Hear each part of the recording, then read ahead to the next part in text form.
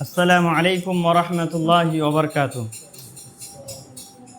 نحمده ونصلی علی رسولہ الکریم اما بعد رب اشرح لی صدری ویسر لی امری واحلل عقدۃ من لسانی یفقهوا قولی رب زدنی علما اللہم رب زدنی علما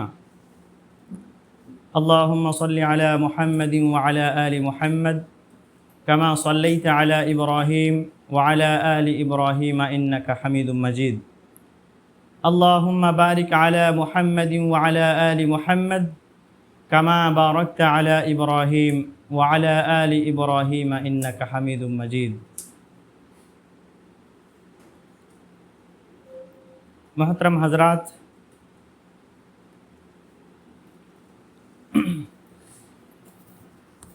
اللہ تعالیٰ کا بہت بڑا فضل و کرم ہے کہ رب العالمین نے ہمیں اس درس میں شامل ہونے کی توفیق دی، الحمدللہ۔ محترم حضرات، سب سے پہلے میں اللہ تعالیٰ سے دعا کرتا ہوں کہ اللہ تعالیٰ مجھے حق بات کہنے اور پھر اس پر عمل کرنے کی توفیق دے، آمین۔ آج کے درس کا موضوع ہے اے کاش۔ کیا ہم میں سے کسی کو پتہ ہے کہ اے کاش کیا ہے اور انسان یہ لفظ کب بولتا ہے؟ اے کاش افسوس، حسرت، ندامت اور پشیمانی کا اظہار کرنے والا ایک جملہ ہے، ایک لفظ ہے اے کاش۔ انسان یہ لفظ اس وقت بولتا ہے جب کوئی موقع گنوا بیٹھتا ہے، اس کے پاس کوئی موقع تھا کرنے کا، موقع آیا لیکن نہیں کیا، تو پھر اس لفظ کا استعمال کرتا ہے، یا غلطی کر لیتا ہے، یا کسی کام کے کرنے یا نہ کرنے پر افسوس کرتا ہے کہ کاش میں ایسا کرتا یا کاش میں ایسا نہ کرتا، یعنی اس کی ضمیر اسے ملامت کرتی ہے۔ یاد رکھیں، یہ جو لفظ ہے الگ الگ معنوں میں استعمال ہوتا ہے، لیکن آج ہمارا جو مقصد ہے، جو موضوع ہے، یہ قیامت کے تعلق سے ہے کہ جب انسان حشر کے میدان میں جمع ہوں گے تو اس لفظ کا استعمال کرے گا، اے کاش ایسا میں کیا ہوتا، لیکن اس دن ایسا بولنے کا کوئی فائدہ نہیں ہوگا۔ جانتے قیامت، الحمدللہ ہم سب قرآن پڑھتے ہیں ماشاءاللہ، یہ جو لفظ ہے یا لیتنی یا لیتنا، اس طریقے سے یہ لفظ آتا ہے قرآن میں، کئی مرتبہ آیا۔ ہم سب قرآن پڑھتے ہیں، کسی کو کچھ معلوم ہے کئی مرتبہ آیا؟ کبھی غور کیے؟ یہ بہت ہی اہم لفظ ہے، جو ہر مطلب جو گنہگار ہے وہ بولے گا ایسا۔ تو کتنا مرتبہ قرآن میں آیا اور کس کس موقع پر آیا؟ یہ 9 مرتبہ یہ لفظ آیا، 9 مرتبہ الگ الگ موقع پر۔ مثال کے طور پر سورہ نوا کی آخری آیت میں اللہ تعالیٰ نے فرمایا یا لیتنی کنت ترابا، کاش میں مٹی ہو جاتا، مٹی بن جاتا۔ یہ کون کہے گا؟ کافر۔ وَيَقُولُ الْكَافِرُ، اور کافر اس دن کیا کہے گا؟ یا لیتنی کنت ترابا۔ یہ کیوں کہے گا؟ یعنی جب وہ اپنے لیے ہولناک عذاب کو اپنے سامنے دیکھے گا تو پھر ایسا کہے گا۔ اسی طریقے سے تفسیر ابن کثیر میں ہے، بعض علماء مفسرین کہتے ہیں کہ اللہ تعالیٰ حیوانات کے درمیان بھی عدل و انصاف کے مطابق فیصلہ کرے گا، حتیٰ کہ کوئی سینگ والی بکری کسی بلا سینگ والی بکری کو جو ماری تھی، اللہ تعالیٰ اس کے درمیان بھی فیصلہ کروائے گا، عدل کروائے گا، اس کا بدلہ دلائے گا۔ اس کے بعد تمام جانوروں کو حکم دے گا کہ مٹی ہو جاؤ، سب مٹی ہو جائیں گے۔ تو یہ چیزیں انسان دیکھے گا اپنے سامنے تو کہے گا کاش کہ میں بھی جانور ہوتا اور آج میں بھی مٹی ہو جاتا۔ لیکن کیا اس دن کے کہنے کا کوئی فائدہ ہے؟ نہیں ہے۔ جانتے انسان قیامت کے دن ایسا کیوں کہے گا میں مٹی ہو جاتا؟ کیونکہ حساب و کتاب سے وہ بچنا چاہتا ہے. اس کے پاس اسے معلوم ہوگا کہ میرے گناہ کتنا زیادہ ہے، میں نے کتنے گناہ کیے، کتنی اللہ تعالیٰ کی نافرمانی کی، کتنے ظلم کیے، کتنے حقوق مارے. اسے معلوم ہوگا کہ اب میرا ٹھکانہ کیا ہے، میرا انجام کیا ہونے والا ہے. اس لیے وہ اس طریقے سے باتیں کرے گا. ذرا غور کریں اللہ تعالیٰ کتنا کریم ہے کہ قیامت کے دن انسان جن چیزوں کے لیے پچھتائے گا، افسوس کرے گا، اس کو پہلے ہی اللہ تعالیٰ نے ہائی لائٹ کر دیا ہے کہ دیکھو یہ چیز تمہارے ساتھ ہونے والا ہے، تاکہ انسان دنیا میں اس کی تیاری کر لے، اپنے آپ کو سنوار لے، سدھار لے، اپنی اصلاح کر لے، اور قیامت کے دن انہیں پچھتانا نہ پڑے. اور اگر وہ گناہ کر رہا ہے تو اپنے گناہوں سے توبہ کر لے، اللہ سے معافی مانگ لے، اور اپنے رب کو راضی کر لے. سبحان اللہ. اللہ تعالیٰ نے ہمارے سامنے پہلی وضاحت کر دی ہے کہ اپنے آپ کو سنوار لو، سدھار لو، ورنہ یہ سب ہونے والا ہے. اگر وہ 5 نمازوں کی پابندی کر رہا ہے، فرض روزے بھی رکھتا ہے، اپنی استطاعت کے مطابق نیک اعمال کرتا ہے، تو مزید وہ نیکیاں کر لے. صحابہ اکرام نیکیوں میں سبقت لے جاتے تھے، لیکن اس کے باوجود بھی آپ صلی اللہ علیہ وسلم انہیں اور ترغیب دیتے نیکیوں کی، اور وہ کثرت سے نیک اعمال کرتے تھے. صحابہ اکرام کو نبی کریم صلی اللہ علیہ وسلم جب کسی چیز کی نصیحت کرتے، کسی عمل کے کرنے کا حکم کرتے، تو فوراً اس عمل کو کرتے، اس نصیحت کو فوراً قبول کرتے. تو کیا ہم بھی ایسا کرتے ہیں کہ جب ہم اور آپ واعظ و نصیحت سنتے ہیں، سننے کے بعد ہمارے اندر یہ چیزیں پیدا ہوتی ہے کہ نہیں ہوتی ہے کہ یار ہم نے آج جہنم کا ذکر سنا، یا موت کا ذکر سنا، یا آخرت کے بارے میں سنا، تو ہمارے اندر شوق پیدا ہوا، ہم پھر نیکیاں جو کر رہے تھے مزید نیکیاں کرنے لگے. کبھی ایسا ہوا؟ اکثر و بیشتر کیا ہوتا ہے کہ ہم یہ سنتے ہیں، جیسے نکلتے ختم ہو جاتا ہے معاملہ. تو ایسا نہیں ہونا چاہیے، ہمیں نیکیاں کثرت سے کرنی چاہیے. دیکھیں نبی کریم صلی اللہ علیہ وسلم کی اگلی پچھلی گناہیں اللہ تعالیٰ نے معاف کر دی، تمام گناہیں اللہ تعالیٰ نے معاف کر دی ہیں. اس کے باوجود بھی آپ صلی اللہ علیہ وسلم کس قدر لمبی لمبی عبادات کرتے تھے. حضرت اماں عائشہ رضی اللہ، بسا اوقات کیا ہوتا تھا کہ پاؤں مبارک پھٹنے لگتا، اور اماں عائشہ رضی اللہ عنہ کہتی کہ اللہ کے نبی صلی اللہ علیہ وسلم، اللہ تعالیٰ نے تو آپ کی اگلی پچھلی تمام خطائیں معاف کر دی ہیں، آپ اتنی محنت کیوں کر رہے ہیں؟ آپ صلی اللہ علیہ وسلم فرماتے افلا اکون عبدا شکورا، کیا میں اپنے رب کا شکر گزار بندہ نہ بنوں؟ سبحان اللہ. آج ہم مشکل سے 5 وقت کی نمازیں پڑھ لیتے ہیں تو ایسا لگتا ہے کہ ہم نے بہت بڑا تیر مار لیا ہے، بہت بڑی نیکیاں کر لیا ہے. ہم نے اپنے آپ کو متقی پرہیزگار سمجھنے لگتے ہیں، پھر دوسروں کو گنہگار تصور کرتے ہیں، ارے وہ ایسا نہیں کرتا، ہم جو کر رہے ہیں وہ نہیں کرتا. یاد رکھیں. اور ہم سوچتے ہیں کہ جنت میں جانے کے لیے صرف یہی ہمارے اعمال کافی ہیں.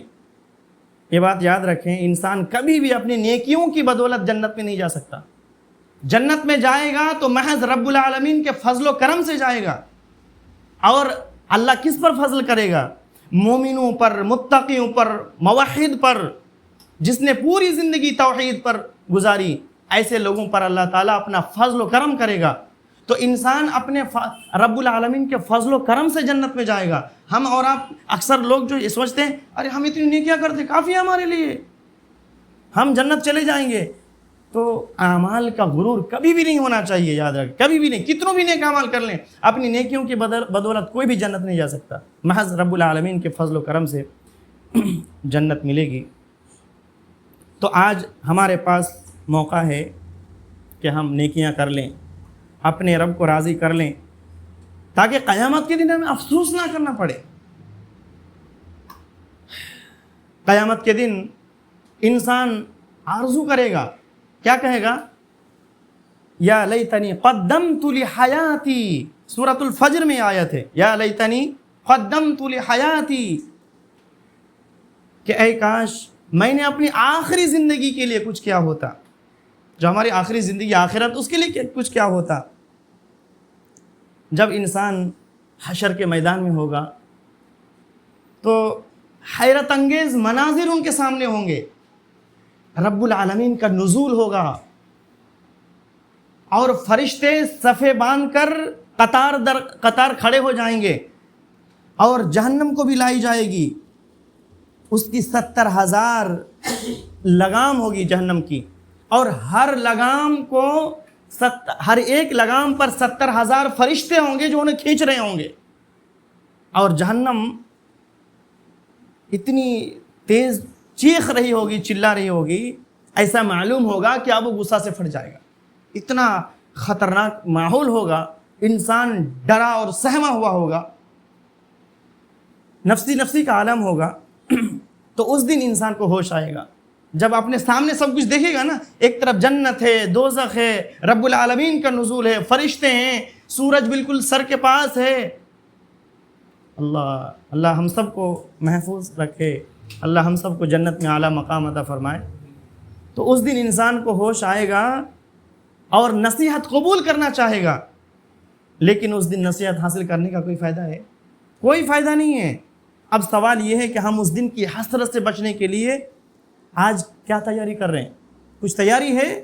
ہم کیا تیاری کر رہے ہیں؟ کیونکہ اللہ تعالیٰ نے ہمیں اس دن کے آنے سے پہلے اس دن کی تیاری کرنے کا حکم دیا ہے کہ اس دن کے آنے سے پہلے اس کی تیاری کر لو. جیسا کہ سورۃ الحشر میں اللہ تعالیٰ نے فرمایا وَلْتَنْظُرْ نَفْسٌ مَا قَدَّمَتْ لِغَدٍ, ہر انسان دیکھ لے کہ اس نے کل یعنی قیامت کے واسطے کیا کچھ بھیجا ہے, کیا کیا ہے.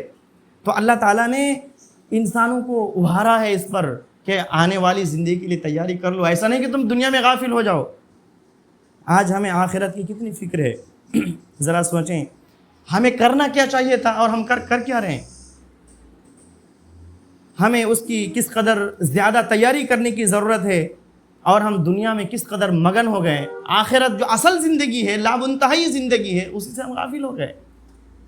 صحابہ کرام رضی اللہ عنہم جن سے اللہ تعالیٰ راضی ہوا, جن کو دنیا میں جنت کی بشارت ملی, وہ کس قدر آخرت کی فکر کرتے تھے.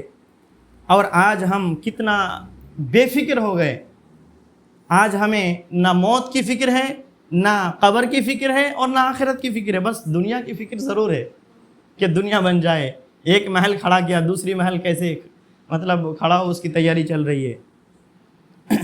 لیکن اسلاف جو ہے نا, دنیا ایسا نہیں کہ وہ دنیا سے غافل تھے, دنیا بھی کماتے تھے, لیکن اصل ان کی جو نظر تھی آخرت پر تھی.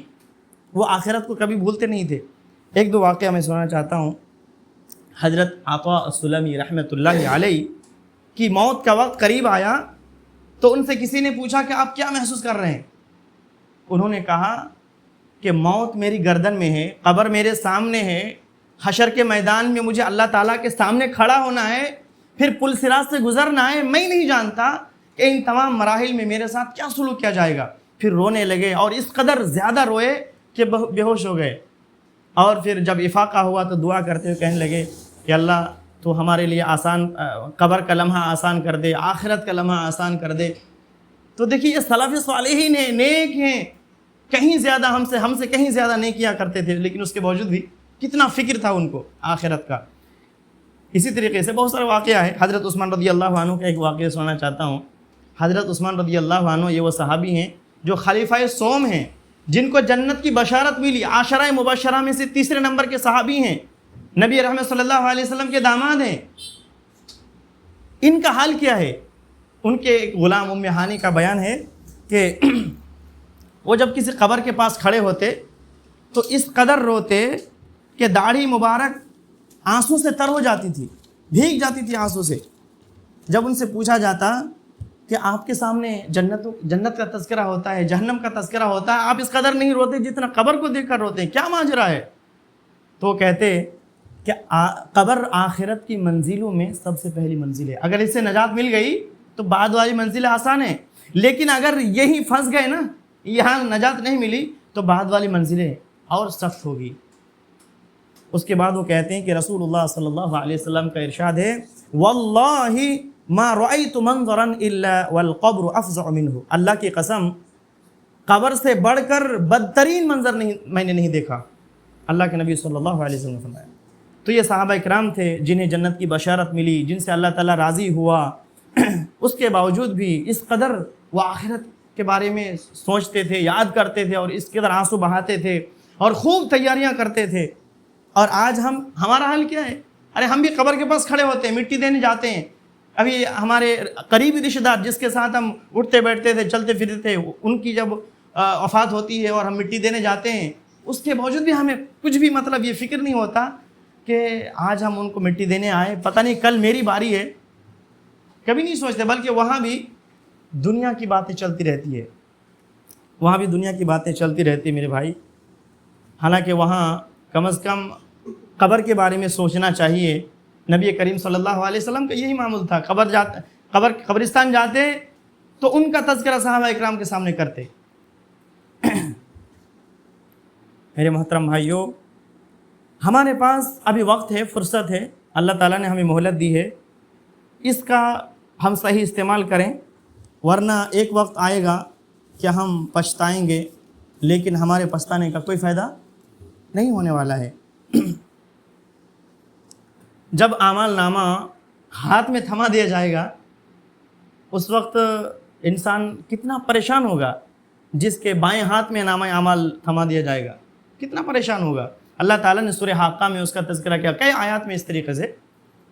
وہ کہے گا یا لیتنی لم اوت کتابیہ، کاش کہ مجھے یہ کتاب نہ دی جاتی، میرا نامہ اعمال مجھے نہ دیا جاتا. انسان یہ کیوں کہے گا؟ کیونکہ اس کے نامہ اعمال پر برائیاں ہی برائیاں ہوگی، گناہ ہوگی. اس کی وجہ سے یہ کہے گا. اور اس سے کہا جائے، اور یہ نامہ اعمال اس کے بائیں ہاتھ میں دیا جائے گا، اور اس سے کہا جائے گا کہ اقرا کتابک، لو اپنی کتاب لو، اپنے نامہ اعمال لو اور خود ہی پڑھ لو. آج تو خود ہی اپنا حساب کرنے کے لیے کافی ہے، تیرا کوئی دوسرا حساب کرنے کی کوئی ضرورت نہیں ہے، تو خود حساب کر لے گا. اقرا کتابک کفا بنفسک اليوم علیک حسیبا. تو وہ کہے گا افسوس سے، حسرت سے کہ مجھے یہ میرا نامہ اعمال نہ دیا جاتا، اور کہے گا کاش کہ مجھے معلوم ہی نہ ہوتا کہ میرا نامہ اعمال کیا ہے. مجھے موت آ جاتی، موت میرا فیصلہ کر دیتا، اور میں جانتا ہی نہ کہ حساب و کتاب کیا ہوتا ہے. میرے مال نے کچھ فائدہ نہ دیا، میری سلطنت بھی چلی گئی. اس طریقے سے واویلا مچائے گا کہ دنیا میں میری عزت تھی، میرے مال تھے، میری دولت تھی، میری سلطنت تھی، لیکن ابھی کوئی فائدہ نہیں دے رہا ہے، سب ساتھ چھوڑ گیا. اللہ تعالیٰ کی طرف سے حکم ہوگا خذوہ فغلوہ ثم الجحیم صلوہ، کہ اسے پکڑو اور اسے طوق پہنا دو اور اسے جہنم میں ڈال دو اور زنجیروں میں جکڑ دو جس کی پیمائش 70 ہاتھ کی ہے. اللہ ہم سب کو جہنم کے عذاب سے بچائے، اور پھر اسے جہنم میں ڈال دیا جائے گا. محترم حضرات، تو اس دن کی سختی سے اگر ہم اپنے آپ کو بچانا چاہتے ہیں کہ ہم اس دن کی سختی سے بچ جائیں، جہنم کے عذاب سے بچ جائیں، تو اس سے پہلے کہ ہمارا حساب لیا جائے، ہم اپنا محاسبہ خود کر لیں.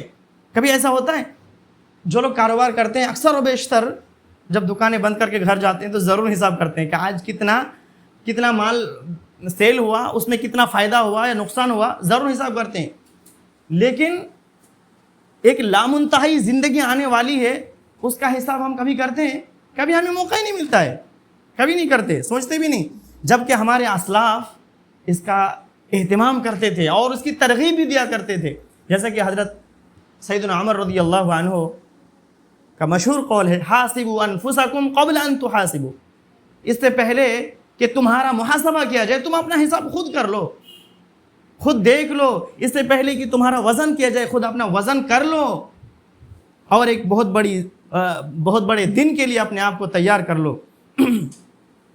لہذا اس سے معلوم کیا ہوا کہ ہم سب کو اپنا محاسبہ کرنے کی ضرورت ہے، کہ ہم سب اپنا محاسبہ کریں اس سے پہلے کہ ہمارا حساب لیا جائے.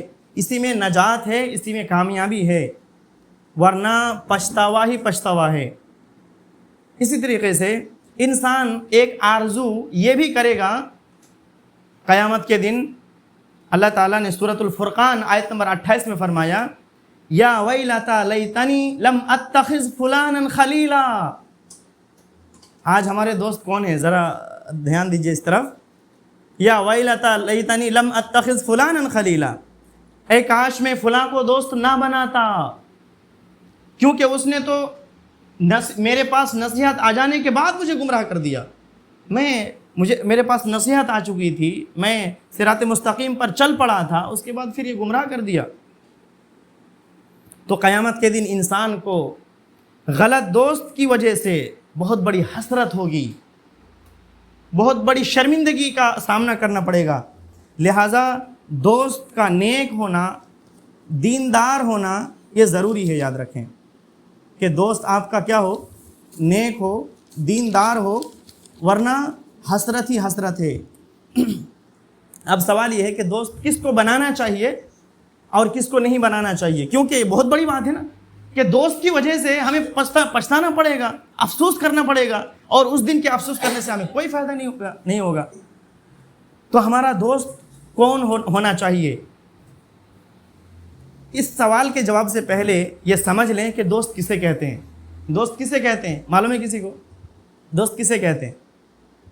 ہر وہ شخص جس کو ہم وقت دیتے ہیں، یعنی جو کچھ وہ بولتا ہے ہم ان کی بات سنتے ہیں، جو ہمارا قیمتی وقت ہے وہ ہم سے لیتا ہے، ہم اس کو دل دیتے ہیں، وقت دیتے ہیں، وہ ہمارا دوست ہے. تو ہمیں کیسے لوگوں کو دوست بنانا چاہیے؟ یاد رکھیں جو آخرت کی تیاری میں آپ کی معاون و مددگار ہو، جو ہماری علتوں کو، کمیوں کو، خامیوں کو، کوتاہیوں کو اور غلطیوں کو ہمارے سامنے رکھے. بظاہر ایسے لوگ جو ہے نا پسند نہیں آتے ہمیں، ارے ہر وقت ہماری نکتہ چینی کرتا رہتا ہے. یاد رکھیں اگر نکتہ چینی کئی طرح کی ہوتی ہے، اب سب کے سامنے بے عزتی کرنا یہ تو خیر غلط ہے ہی، لیکن کمیاں خامیاں بیان کرنے کا الگ انداز ہوتا ہے نا. اکیلے میں، تنہائی میں، ان کی اصلاح کی غرض سے وہ کہتا رہتا ہے کہ بھائی ایسا نہ کرو، کیوں ایسا کرتے ہو، ارے اللہ ناراض ہوگا، یہ کام چھوڑ دو اور ایسا کام کرنے لگو. تو ہماری کمیوں کو، خامیوں کو، کوتاہیوں کو بیان کرتا رہے، ہمارے سامنے مطلب رکھتا رہے. یاد رکھیں یہ اچھے دوست کی علامت ہے، یہ اچھے دوست ہیں. اور برا دوست کون ہے؟ اور آپ لوگوں سے ایک سوال ہے میرا کہ آج کے زمانے میں سب سے بدترین دوست کون ہے؟ برے دوست تو بہت ہیں لیکن سب سے بدترین دوست کون ہے؟ معلوم ہے کسی کو؟ سب سے بدترین دوست شیطان اور موبائل. جی سوشل میڈیا. جزاک اللہ خیر جزا. آج کے زمانے کا جو سب سے بدترین دوست ہے نا وہ سوشل میڈیا ہے. آپ کا اگر کوئی خراب دوست ہے نا جو آپ کو گمراہ کرتا ہے، اگر وہ آپ کے گھر آ بھی جائے نا تو آپ گھر میں ہیں، وہ آپ کے گھر اندر نہیں آ سکتا، باہر کھڑا رہے گا. آپ باہر نکلیں گے تبھی اس سے ملاقات ہو سکتی ہے، پتہ چلے گا کہ یہ بدترین دوست ہے، آپ نہیں جائیں گے. لیکن یہ موبائل ایسا دوست ہے جو مطلب جہاں بھی رہتے ہیں آپ کے ساتھ ہوتا ہے، اور جیسے ہی موبائل اوپن کرتے ہیں سوشل میڈیا ہے کہ نہیں، آپ ایسے ایسے لوگوں کو سن لیتے ہیں یا دیکھ لیتے ہیں جس کو آپ دیکھنا بھی نہیں چاہتے، سننا بھی نہیں چاہتے، لیکن جیسے اوپن کرتے ہیں فوراً آپ کے سامنے. ورنہ یہ اللہ تعالیٰ کی نعمت بھی ہے نا کہ ہم دنیا کے کسی کونے میں رہیں، سب ایک دوسرے سے رابطہ ہے، اس سے بہت سارے فائدے بھی ہیں، ہم فائدے کا انکار نہیں کرتے. لیکن جو نقصان ہے آج کل ہر گھر میں مطلب یہ کیا ہے؟ ٹی وی ہے. ٹی وی اس کو دوسرے لفظ بھی کیا کہتے ہیں؟ مطلب اسکرین. ہاں اسکرین ہر گھر میں ہے. تو اس میں کیا ہے کہ جیسے بچے کے لیے ہم رکھتے ہیں یا مطلب عورتوں کے لیے رکھتے ہیں، ہم خود کرکٹ دیکھتے ہیں. بتائیے ٹھیک ہے ہم اس کا صحیح استعمال کر رہے ہیں، لیکن ہم جب چلے جاتے ہیں تو ہمارے بچے کیا اس کو صحیح استعمال کرتے ہیں؟ ہماری بیوی یا ہماری بیٹیاں اس کا صحیح استعمال کرتی ہیں؟ آپ کو کیا یقین کہ کرتی ہیں؟ ہو سکتا ہے کہ وہ مطلب کوئی اچھی چیز دیکھنے کے لیے وہ کھولی تھی، لیکن کوئی گانا آ گیا، کوئی فلم آ گئی، کوئی سیریل آ گیا تو سوچ کے چلو دیکھنے لگتے ہیں. اسی طرح ان کے اندر ایک شوق پیدا ہو جاتا ہے غلط راستے کی طرف، مطلب خاص طور پر عورتیں اور بچے غلط راستے کی طرف چلے جاتے ہیں. تو یہ جو دوست ہے نا یہ بہت بدترین دوست ہے، اس سے ہمیں بچنے کی ضرورت ہے. اور اگر موبائل ہے صحیح استعمال کریں. تو جو برا دوست ہے، اور بھی جو برا دوست ہے وہ ہے جو ہمیں ظاہراً اچھا لگتا ہے، کیونکہ وہ ہماری تعریفیں کرتا ہے۔ جو انسانوں میں جو دوست ہوتے ہیں، وہ جو برا دوست ہے وہ کون ہے؟ جو ظاہراً ہمیں اچھا لگتا ہے۔ کیوں اچھا لگتا ہے؟ کہ ہمارے منہ پر میٹھی میٹھی باتیں کرتے ہیں، ہماری تعریفیں کرتے ہیں، اور ہماری غلطیوں کو، خامیوں کو، کمیوں کو بیان نہیں کرتے، اس پر خاموش رہتے ہیں۔ ہماری غلطیوں کے بارے میں اس کو معلوم ہے، سب معلوم ہے اس کو، لیکن ہمارے سامنے وضاحت نہیں کرتے۔ کیوں؟ کیونکہ ہم ناراض ہو جائیں گے نا۔ اگر وہ ہماری کمیوں کو، خامیوں کو بیان کریں گے ہمارے سامنے تو ہم ناراض ہو جائیں گے، اس لیے وہ ہمیں ناراض بھی نہیں کرنا چاہتا ہے۔ تو یاد رکھیں، ایسا دوست بدترین برا دوست ہے جو آپ کی خامیوں کو، غلطیوں کو، کوتاہیوں کو، گناہوں کو آپ کے سامنے نہ رکھے، آپ کی اصلاح نہ کرے، آپ کو نصیحت نہ کرے۔ تو ایسے دوست سے دور رہنے کی ضرورت ہے، کیونکہ ایسے دوست جو ہے نا آخرت کو خراب کر دیتے ہیں۔ ہمیں دوست کے معاملے میں یہ دیکھنا ضروری ہے کہ ہمارا دوست کیسا ہے، ان کا عقیدہ کیسا ہے، ان کا منہج کیسا ہے۔ لوگ اس کی طرف توجہ نہیں دیتے ہیں، ارے کسی سے بھی دوستی کر لیتے ہیں، قبر کا پجاری ہے چلے گا، بدعتی ہے چلے گا، دوستی کرتے ہیں۔ اس کی طرف نہیں دیکھتے کہ ہمارے عقائد پر، ہمارے منہج پر کتنا برا اثر ڈال سکتا ہے یہ۔ کتنے ایسے لوگ ہیں جو دوست کی وجہ سے دینی اسلام تک کو چھوڑ دیے، اپنے دوست کی وجہ سے۔ اس لیے اپنے دوست کے عقیدہ اور منہج کو سمجھنا ضروری ہے کہ کس منہج کا ہے، کس عقیدے کا ہے۔ اگر وہ دہریہ ہے، اگر کوئی شخص کسی دہریہ سے اگر دوستی کرتا ہے تو وہ بھی دہریہ بن سکتا ہے۔ اگر کوئی تقدیر کا منکر سے دوستی کرتا ہے تو وہ بھی ویسا ہو سکتا ہے۔ سلف جو ہے نا، اگر کسی کے بارے میں پتہ کرتے کہ وہ شخص کیسا ہے تو ڈائریکٹ ان کے پاس نہیں جاتے کہ چلو ان سے معلوم کر لیتے، نہیں، بلکہ یہ پوچھتے کہ اس کا دوست کون ہے، کس کے ساتھ اٹھتا بیٹھتا ہے، کس کے ساتھ وہ وقت گزارتا ہے، کس کی باتیں سنتا ہے۔ سبحان اللہ۔ اس طریقے سے جب ان کے سامنے وضاحت ہو جاتی، تب پھر اگر پتہ چلتا کہ نہیں یہ ٹھیک ہے، تب اسے حدیثیں لیتے، روایت لیتے یا دوستی کرتے۔ تو آج تو ہمارے اندر کوئی تمیز نہیں، کسی سے بھی ہم دوستی کرتے ہیں، جس کی وجہ سے ہمارا ایمان خراب ہوتا ہے۔ نبی کریم صلی اللہ علیہ وسلم فرماتے ہیں، المرء علی دین خلیلہ فلینظر احدکم من یخالل۔ ابو داؤد میں حدیث ہے، آدمی اپنے دوست کے دین پر ہوتا ہے، بس ہر شخص دیکھ لے کہ اس کا دوست کیسا ہے، یہ دیکھنا ضروری ہے، کیونکہ دوستی ایمان و کردار پر اثر ڈالتی ہے۔ یہی وجہ ہے کہ ہمارے جو اسلاف ہیں نا، ہمارے جو سلف صالحین ہیں، وہ بدعاتی سے دوستی نہیں کرتے، حتیٰ کہ بدعاتی سے قرآن تک سننا پسند نہیں کرتے۔ آپ کو معلوم ہے، قرآن تک سننا پسند نہیں کرتے تھے۔ آج ہم کیا کر رہے ہیں؟ آج تو کسی کا بھی لیکچر ہم سنتے ہیں، سینڈ کرتے ہیں، غیر جو قبر پجاری ہے یا بدعاتی میں کوئی شک نہیں ہے کہ بدعت و خرافات کرتے ہیں لوگ، اس کے باوجود بھی ہم اس کو سنتے ہیں۔ ہم کہتے ہیں ارے ہم ان کو فالو تھوڑے کریں گے، ایسے سن لیتے ہیں، ایسے ہی سن لیتے ہیں، پتہ نہیں کون سی بات ان کی آپ کے دل میں بیٹھ جائے اور وہیں سے آپ کا رخ چینج ہو جائے، کوئی بھروسہ نہیں ہے۔ اس لیے ضروری اور لازم ہے کہ بدعاتی سے دور رہیں، بدعاتی کو ہرگز بدعاتی سے دوستی نہ کریں۔ امام اوزاعی رحمۃ اللہ علیہ فرماتے تھے کہ جو شخص بدعاتی سے دوستی کرے اللہ تعالیٰ اس کے عمل کا نور چھین لیتا ہے، یاد رکھیں، عمل کا نور چھین لیتا ہے۔ اس سے بدعاتی سے دور رہنا بہت ضروری ہے۔ امام سفیان ثوری رحمۃ اللہ علیہ فرماتے ہیں کہ فاسق کی صحبت دل کو سخت کر دیتی ہے۔ اگر کسی فاسق و فاجر سے دوستی کرتا ہے تو اس کا دل بھی سخت ہو جاتا ہے۔ لہٰذا ہمیں اہل توحید اور اہل علم سے ہی دوستی رکھنی چاہیے۔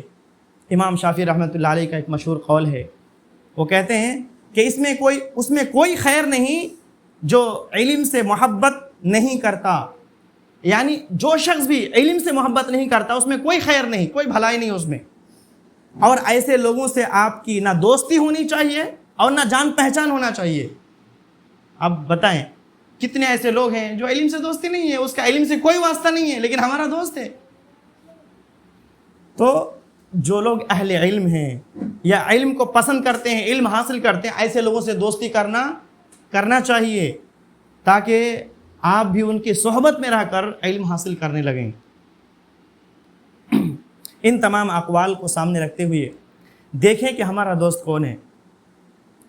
ایسا تو نہیں کہ ہمارا دوست کوئی بدعتی ہے، کوئی خرافاتی ہے، کوئی مزاری ہے۔ اگر ہے تو آج ہی سے اس کو دور کر دیں۔ ایسا نہ ہو کہ واضح و نصیحت سنیں، یہیں تک محدود رہ گیا، بعد میں پھر وہی چل رہا ہے جو ہم پہلے سے کرتے آ رہے ہیں، اور پھر یہی دوستی گمراہی کا ذریعہ بن جائے، اور قیامت کے دن پھر یہ کہنا پڑے کہ میں نے فلاں کو دوست کیوں بنایا، اس نے تو ہمارے ایمان کو بگاڑ دیا، ہم سیدھے راستے پہ آ گئے تھے، اس کے باوجود اس نے گمراہ کر دیا۔ یہ کہنا نہ پڑے، اس سے پہلے اپنے آپ کو الگ کر لیں ایسے لوگوں سے جو اہل بدعات ہیں، خرافات ہیں۔ محترم حضرات، اسی طریقے سے انسان قیامت کے دن جو پچھتائے گا، آرزو کرے گا، ان میں سے ایک یہ بھی ہے، یا لیتنا اطعنا اللہ و اطعنا الرسول،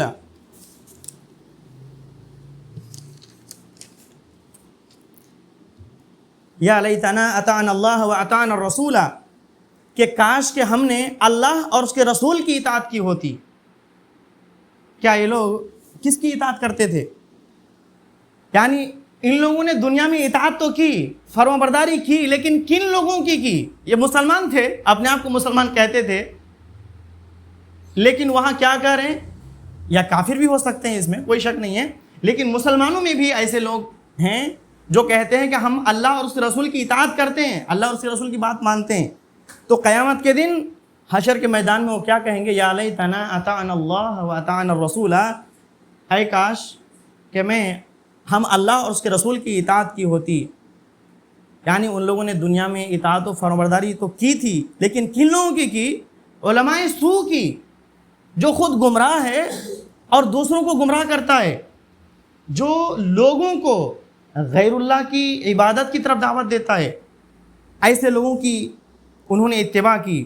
جو غیر اللہ کو حاجت روا، مشکل کشا، داتا، غریب نواز سمجھتا ہے، ایسے لوگوں کی، ایسے علماء کی اتباع کی، اور ایسے علماء کی اتباع کی جو محض اپنی خواہشات کی بنیاد پر لوگوں کو کیا کرتے ہیں؟ فتویٰ دیتے ہیں۔ تو ایسے لوگوں کی اتباع کرنے کی وجہ سے قیامت کے دن پچھتائے گا، پریشان ہوگا۔ آج بھی ایسا ہو رہا ہے نا، آج بھی، کہ لوگ کہہ رہے ہیں کہ ہم تو قرآن و حدیث پر عمل کر رہے ہیں، ہم قرآن و حدیث پر عمل کر رہے ہیں، اللہ اور اس کے رسول کی اتباع کر رہے ہیں۔ حقیقت یہ ہے کہ وہ اللہ اور اس کے رسول کی مخالفت کر رہے ہیں، اندھی تقلید کے دلدل میں پھنسے ہوئے ہیں۔ اس لیے قیامت کے دن ایسے لوگوں کا ٹھکانہ کیا ہوگا؟ جہنم ہوگا، جو اندھی تقلید کے دلدل میں پھنسے ہوئے ہیں اور جس کی وہ پیروی کرتے ہیں، وہ شرک کی دعوت دیتے ہیں، اور شرک کرنے کی وجہ سے انہیں جہنم جانا پڑے گا، اور جہنم میں پھر پچھتائیں گے۔ تو آج تمام مسلمان یہی کہتے ہیں، یہی دعویٰ کرتے ہیں کہ ہم اللہ اور اس کے رسول کی اتباع کرتے ہیں، قرآن اور حدیث کی باتیں مانتے ہیں۔ لیکن اگر ایسے لوگ کیا کرتے ہیں؟ میری بات غور سے سنیں، آج جتنے مسلمان ہیں، جتنے، چاہے وہ کسی بھی فرقے کا ہو، تمام لوگوں کا کیا کہنا ہے کہ ہم قرآن اور حدیث کی بات مانتے ہیں، قرآن حدیث کی بات مانتے ہیں، اللہ اور اس کے رسول کی فرمانبرداری کرتے ہیں۔ لیکن جب ان کے امام کے خلاف قرآن کی کوئی آیت آتی ہے یا صحیح حدیث بھی آ جاتی ہے نا، تو کیا کہتے ہیں؟ وہ قرآن کی آیت کو چھوڑ دیتے ہیں، حدیث کو چھوڑ دیتے ہیں، اور امام کے قول پر وہ عمل کرتے ہیں۔ ان کا کہنا کیا ہے کہ امام صاحب نے جو فتویٰ دیا تو اس کے پیچھے کوئی نہ کوئی دلیل ہوگی، یہ کہہ کر قرآن کی آیت کو چھوڑ دیتے ہیں، حدیث کو چھوڑ دیتے ہیں، اور امام کی اتباع کرتے ہیں، اور اسے کہتے ہیں اندھی تقلید۔ اور یاد رکھیں، یہ گمراہی ہے کہ جس کے پاس وضاحت ہو گئی، قرآن کی آیت آ گئی، حدیث آ گئی، سلف صالحین کا طریقہ، منہج آ گیا، اس کے باوجود بھی اس کو چھوڑ دیتے ہیں، نہیں لیتے ہیں، اور امام کے قول کی اتباع کرتے ہیں، تو یقیناً یہ گمراہی ہے، اور ایسے لوگوں کو قیامت کے دن بہت زیادہ پچھتانا پڑے گا۔ یہ بات یاد رکھیں کہ کوئی بھی عالم ہو، اگرچہ وہ سلفی عالم ہی کیوں نہ ہو، اگر وہ بغیر دلیل کے بات کرتا ہے یا بغیر دلیل کے کوئی قول دیتا ہے، کوئی فتویٰ دیتا ہے، تو ان کی بات بھی قابل قبول ہرگز نہیں ہے۔ یہ دین دلیل کا نام ہے، دلیل کی بنیاد پر بات ہوتی ہے. اگر اس کے پاس دلیل نہیں ہے تو اس کے قول پر، اس کی بات پر عمل نہیں کیا جائے گا. لیکن آج کل کیا ہے، اہل حدیث کے اندر، ہمارے اندر شخصیت پرستی آہستہ آہستہ آ رہی ہے میرے بھائی. کوئی کسی عالم کو پسند کرتے ہیں تو اس کا مطلب طریقہ کیا ہوتا ہے کہ وہ جو کہہ دیے پھر من و عن اس کو قبول کرتے ہیں، اگرچہ ان کے پاس کوئی دلیل نہیں ہے. دلیل بے دلیل وہ باتیں کرتے ہیں، تب بھی ان کی بات کو من و عن قبول کیا جاتا ہے، ان پر عمل کیا جاتا ہے اور اس کو پھیلایا جاتا ہے، اگرچہ ان کے پاس دلیل نہیں ہوتی. اور یہ کہہ دیا جاتا ہے کہ اتنے بڑے عالم، ارے سلفی عالم کیسے غلط کہہ سکتے ہیں؟ اتنے بڑے عالم، ہمارے سلفی عالم، اہل حدیث عالم کیسے غلط کہہ سکتا ہے؟ یہ کہہ کر ان کی باتوں پر عمل کیا جاتا ہے. جبکہ وہی شخص امام ابو حنیفہ کی بات آتی ہے، امام مالک، امام احمد بن حنبل یا امام شافعی کی بات آتی ہے رحمۃ اللہ علیہ، تو کہتے ہیں کہ وہ معصوم تھوڑے ہیں، ارے ان سے بھی غلطی ہو سکتی ہے. اگر انہوں نے کوئی فتویٰ دیا تو ضروری نہیں ہے کہ وہ صحیح فتویٰ ہو، وہ غلطی ان سے ہو سکتی ہے. لیکن آج ہمارے اہل حدیث کے عالم سے غلطی نہیں ہو سکتی ہے. اگر وہ بے دلیل کوئی بات کر رہے ہیں تو ہمارا فرض ہے کہ ہم دلیل مانگیں ان سے. بغیر دلیل کے کسی کی بھی بات پر قبول کرنا یہ نہیں چاہیے. محترم حضرات، بعض لوگ کہتے ہیں کہ ہمارے لیے صرف قرآن و حدیث کافی ہے. تو سوال یہ ہے کہ کیا صرف ہمارے لیے قرآن حدیث کافی ہے؟ صرف قرآن حدیث کافی ہے ہمارے لیے؟ ہاں نہیں. کیوں نہیں ہے؟ صحابہ کا طریقہ ضروری ہے. لیکن آج کل خاص طور پر اہل حدیث میں یہ دیکھا جاتا ہے کہ ایک ہاتھ میں قرآن لو، دوسرے ہاتھ میں حدیث لو، کافی ہے. تمام کتابوں کو جو فقہ کتابوں جلا دو. مطلب سب نہیں، کچھ لوگ ایسا کہتے ہیں. تو یاد رکھیں، قرآن اور حدیث صرف کافی نہیں ہے. اللہ تعالیٰ نے سورہ بقرہ آیت نمبر 137 میں فرمایا، اس طریقے سے سورہ توبہ آیت نمبر 100 میں، سورہ نساء میں بھی، اور اس طریقے سے کئی آیات میں، سورۃ الفاتحہ میں بھی اور احادیث بھری پڑی ہے. فَإِنْ آمَنُوا بِمِثْلِ مَا آمَنْتُمْ بِهِ فَقَدِ اهْتَدَوْا. فَإِنْ آمَنُوا، بس اگر وہ لوگ ایمان لائے ویسے ہی جیسے تم لائے ہو، یعنی صحابہ کرام ایمان لائے ہیں تو ہدایت پا جائیں. تو پتہ ہی چلا کہ قرآن اور حدیث کو سمجھنے کے لیے صحابہ اکرام کا فہم ضروری اور لازم ہے. اگر کوئی صحابہ اکرام کے فہم کو چھوڑ دیتا ہے تو اس کا مطلب کیا ہے؟ اپنی رائے کی بنیاد پر، اپنی عقل کی بنیاد پر، اپنے لغت کی بنیاد پر یا اندھی تقلید کی بنیاد پر پھر وہ قرآن کو سمجھے گا. اور صحابہ کو چھوڑ کر، صحابہ اکرام کی فہم کو چھوڑ کر اگر دوسرا راستہ جائے گا تو یقیناً یہ گمراہی کا راستہ. یاد رکھیں. تو ہمیشہ یہ بات یاد رکھیں ہمیشہ کے لیے کہ قرآن اور سنت ویسے ہی سمجھیں گے، قرآن حدیث کو ویسے ہی سمجھنا ضروری ہے جیسے صحابہ اکرام نے سمجھا. اگر ان کی فہم کو ہم نہیں لیتے ہیں تو یہ گمراہی ہے، یہ گمراہ راستے ہیں. اور آج جتنے فرقے ہیں جو اپنے آپ کو مسلمان کہتے ہیں، وہ تمام لوگ کہتے ہیں کہ ہم قرآن اور حدیث کو مانتے ہیں، اللہ اور اس کے رسول کی باتیں کرتے ہیں، لیکن وہ یا تو کوئی خواب کی بنیاد پر، کوئی اندھی تقلید کی بنیاد پر، کوئی اپنی رائے کی بنیاد پر، کوئی کشف، کسی پر کشف ہوتا ہے، کسی پر وجد ہوتا ہے، اور اس طریقے سے وہ قرآن حدیث کو سمجھتے ہیں. اور یہ تمام کے تمام راستے گمراہ راستے ہیں. تو قرآن و حدیث کو سمجھنے کے لیے صحابہ اکرام کی فہم، صحابہ اکرام کی سمجھ ضروری اور لازم ہے. اللہ کے نبی صلی اللہ علیہ وسلم نے فرمایا کہ میری قوم 73 فرقوں میں تقسیم ہوگی اور سب کے سب جہنم میں، صرف ایک فرقہ جنتی. اور جنتی کون ہے؟ ما انا علیہ و اصحابی، جس پر میں اور میرے صحابہ ہیں. میں یعنی قرآن و حدیث، یعنی نبی کریم صلی اللہ علیہ وسلم قرآن و حدیث پر عمل کرتے تھے نا، اور وہ اصحابی اور صحابہ، یعنی دونوں ضروری ہے. قرآن و حدیث کے ساتھ صحابہ اکرام کا فہم بھی ضروری ہے، جس کی طرف اللہ کے نبی صلی اللہ علیہ وسلم نے ایک حدیث نہیں کئی احادیث پر اس کی وضاحت کی ہے اور قرآن میں آیات بھری پڑی ہیں. محترم حضرات، آخر میں ہم یہ کہنا چاہتے ہیں کہ ہم اس دنیا میں امتحان کے لیے آئے ہیں. ہم میں سے کوئی نہیں جانتا کہ ہماری زندگی کا آخری وقت کون سا ہے. موت کبھی دروازہ کھٹکھٹا کر نہیں آتی، کسی بھی وقت آ سکتی ہے. اور جب موت آتی ہے تو پھر مہلت نہیں ملتی، وقت ختم ہو جاتا ہے، پھر توبہ کا دروازہ بند ہو جاتا ہے، کتنا چیخیں چلائیں کوئی فائدہ نہیں ہوتا ہے۔ اس لیے موت کے آنے سے پہلے اپنی اصلاح کر لیں، توبہ کر لیں، اللہ تعالیٰ سے معافی مانگ لیں، اپنے معاملات کو صاف ستھرا کر لیں۔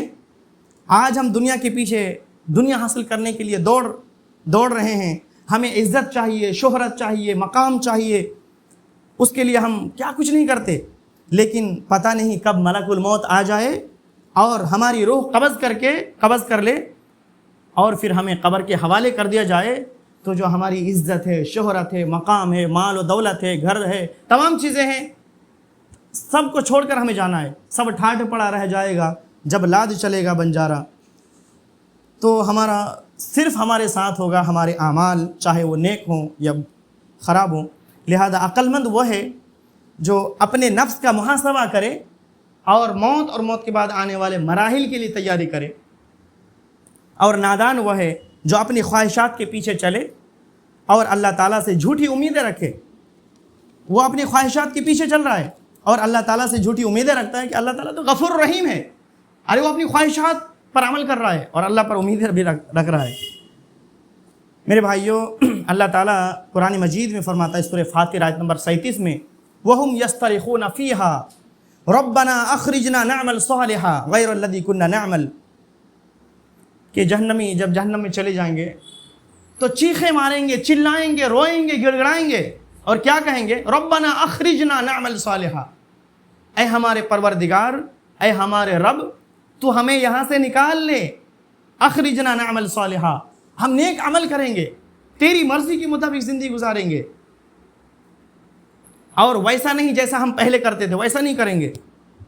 اللہ تعالیٰ کہے گا اولم نعمرکم ما یتذکر فیہ من تذکر، کیا ہم نے تمہیں اتنی لمبی عمر نہیں دی تھی کہ جس میں نصیحت حاصل کرنے والا نصیحت حاصل کر لیتا، اور تمہارے پاس ڈرانے والا بھی آیا تھا؟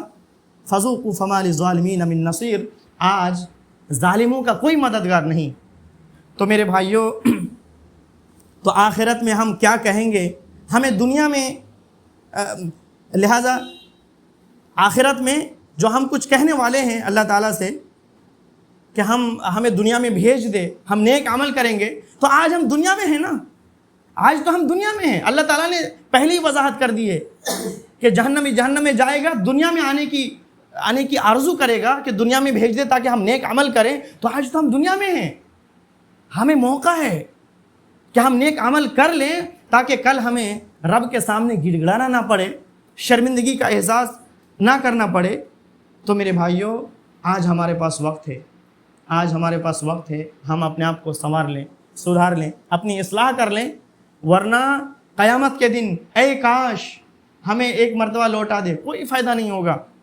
لہٰذا ہم سب یہاں پر یہ آج عہد کریں کہ اللہ ہمارے تمام گناہوں کو معاف کر دے، ہم نیک اعمال کریں گے۔ یا اللہ ہمیں ایک موقع دے، ابھی موقع ہے، جب تک ملک الموت سامنے نہیں آ جاتا، موقع ہے کہ اللہ ہمیں نیک اعمال کرنے کی توفیق دے اور ہمیں گناہوں سے دور رکھ، قرآن و سنت کو صحیح سے سمجھنے کی توفیق دے اور اس پر عمل کرنے کی توفیق دے۔ آمین وآخر دعوانا ان الحمد للہ رب العالمین، والسلام علیکم ورحمۃ اللہ وبرکاتہ۔